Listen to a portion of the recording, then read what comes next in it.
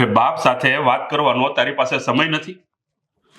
એ કેમ ભૂલી જાય છે કે જ્યારે તું નાનો હતો ને ત્યારે મારી પાસે પણ સમય નહોતો, તેમ છતાં પણ હું તમારા માટે સમય ગાંઠતો હતો.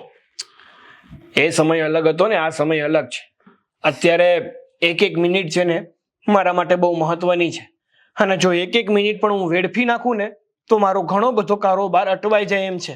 એટલે મહેરબાની કરીને તમે જે માંગવું એ માંગો, પણ મારી પાસે સમય ના માંગો.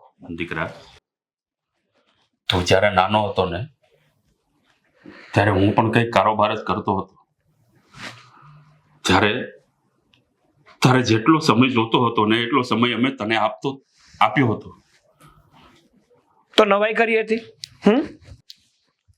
તમે જ કહો ને, શું નવાઈ કરી હતી? તમે પોતાના સંતાનો માટે પોતાના માતા પિતા છે ને બધો સમય આપતા જ હોય. અચ્છા, એટલે પોતાના માતા પિતા માટે બાળકો પાસે સમય ના હોય, પણ અમુક વારે, અમુક એવા તહેવારે અને અમુક એવા પ્રસંગો પર બાકી ના હોય. દીકરા, અમે પણ માણસ છીએ, અમારામાં પણ લાગણી હોય. બેટા, અમને પણ તારા પ્રેમની જરૂર હોય. અમને એમ થાય કે મારો દીકરો થોડી વાર મારી પાસે બેસે, મારી સાથે બે મીઠી મીઠી વાતો કરે. પણ બેટા, સમય હાવ બદલાઈ ગયો છે. આજના સમયમાં એક દીકરાએ પોતાના બાપ માટે બિલકુલ સમય નથી.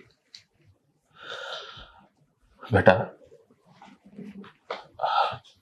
તને મોટો કર્યો ને તો અમને એક આશા હોય, બાપને એક આશા હોય કે એનો દીકરો એનો સહારો બનશે.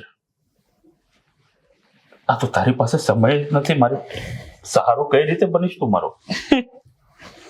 એક વાત કહું પપ્પા, આ એ સમય છે કે જેમાં પૈસાથી જ બધું થઈ શકે છે, અને જો પૈસા મેળવવા હોય ને તો મહેનત પણ કરવી પડે.